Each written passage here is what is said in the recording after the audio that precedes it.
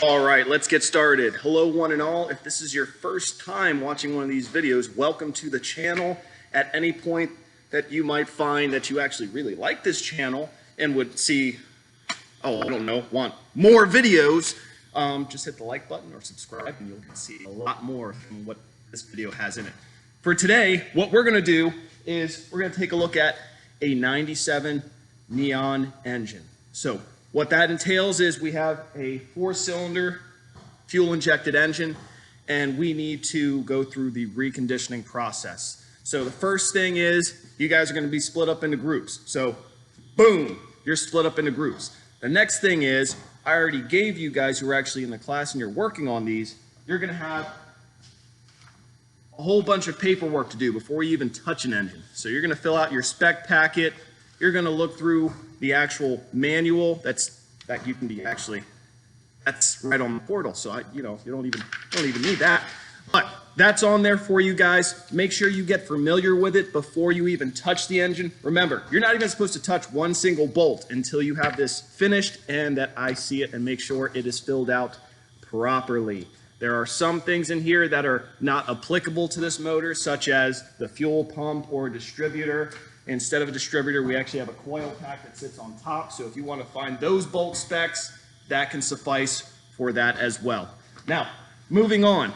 This is going to be not a very long video. Obviously, I'm not going to take the whole engine apart. It's just not going to happen. It's up to you guys to follow the manual and the directions for removal and installation to get the job right. I am not here to walk you through or hold your hand step by step. That's totally on you guys, but I will answer questions throughout the whole entire process for those who actually need help and have questions on things that might be a little on the vague side as far as disassembly goes.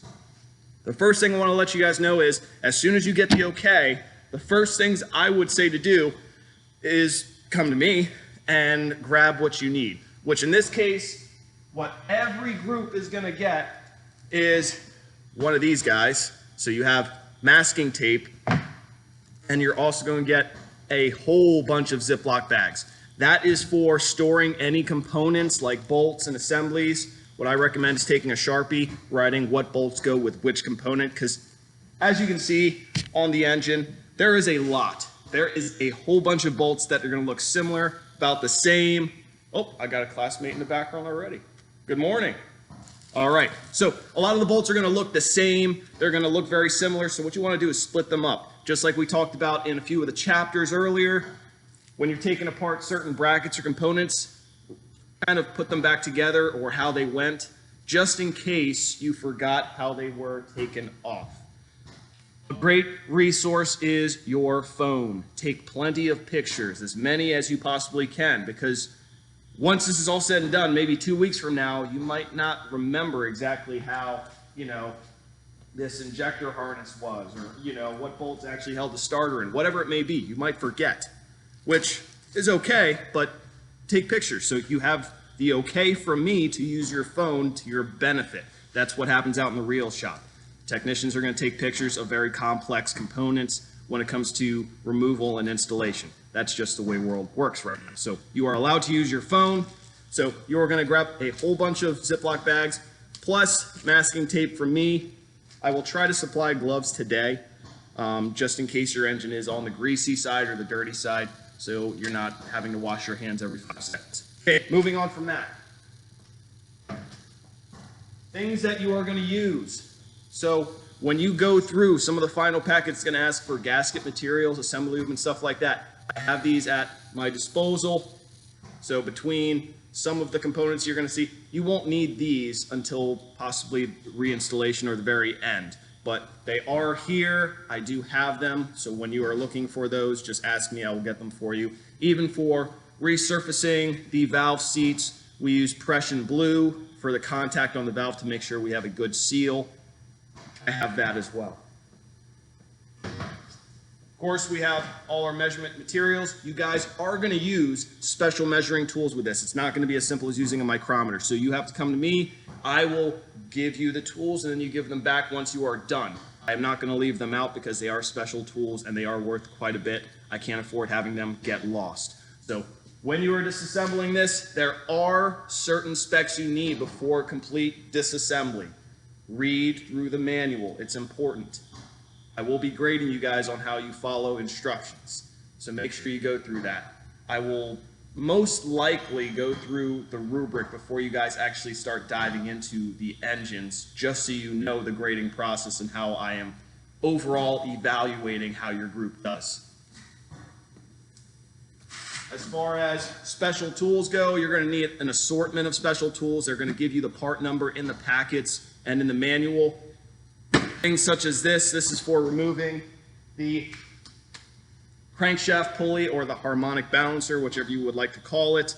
You have special puller tools. Do not just go hossing on things and using screwdrivers the way they're not supposed to. If there is a special tool, come get me and I will get you said special tool, or we will go on a field trip, one or the other. But do not use tools improperly. You will break components, you will mess things up, and that will work against you grade-wise. So make sure you follow the instructions as well as you can. Remember, the maintenance manual is on the portal under 111, under the main page, all the way at the bottom, there is the 97 Plymouth manual.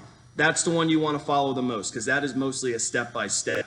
You can use all data, but you have to really surf around to find the different removal and installation procedures for each thing that you're doing. I would recommend following the service manual that's on the portal, because that is straightforward and that's pretty much everything you need. So that thing I just threw off to the corner, it's probably ruined by now. For reinstallation, we also have an assortment of new parts. So for instance, these are the new head bolts that you guys will be using. There's quite a few. I don't know if I have exactly the right amount for everyone, but there should be enough. So as far as replacing the bearings, head bolts, gaskets of all sorts, we have those. So some of them you are going to have to reuse, some of them you won't. So you will get used to both. Just make sure you throw nothing away until the very end, because you never know when you might need something. Just as a reference, or if you missed a spec when you were disassembling the engine, you want to compare the new and the old. Also, first thing you want to do, once I give you the okay to, let's say, start working on this guy, what I would do is I would probably remove most of the electronic harnesses and everything that's kind of in the way. I could start with that. Another thing you could do is grab a leak down tester and do a leak down on the engine. I would normally say you can do a compression test, but the problem with the compression test is last year I found out these starters are on their last legs and they don't crank the engine over fast enough to do a viable, dependable compression test. So it's better off that you guys do a leak down test before you disassemble the motor. From there, that's when I'll have different groups working in different parts. So you guys, I will give you guys a decision. What do you want to do first? I did bring my engine hoist today, so we have a couple. I will probably grab the one that's over in collision so we can actually take these engines off the stands. There's a couple of things we can do. First thing, after you do your leak down test, or vice versa, you can actually do a few different things, is separate the engine from the transmission. That's the big one. That one you're going to probably do on the ground for the most part. You got to make sure that the torque converter bolts are taken out before you do that, otherwise you might have a little bit of a mess. But that's a big one, is taking this guy off the stand and separating the transmission away from the engine. Another thing that you guys can be doing is also, while you're, maybe a few groups are doing that, is take everything off that really doesn't matter for what you're doing. We're not going to be reconstructing an intake manifold or an exhaust manifold or power steering pumps or any of the accessories that are on here that really just weigh the engine down.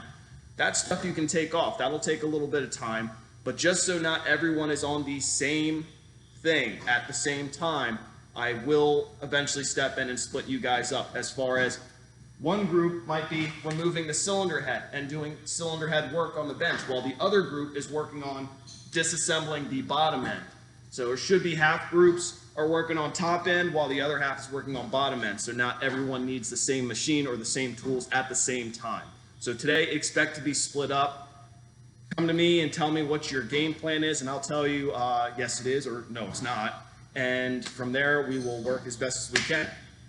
And I got to do it because you guys wanted me to. Once again, if you like these videos, subscribe and also like the video. It will mean a whole bunch. There'll be more videos coming right at you.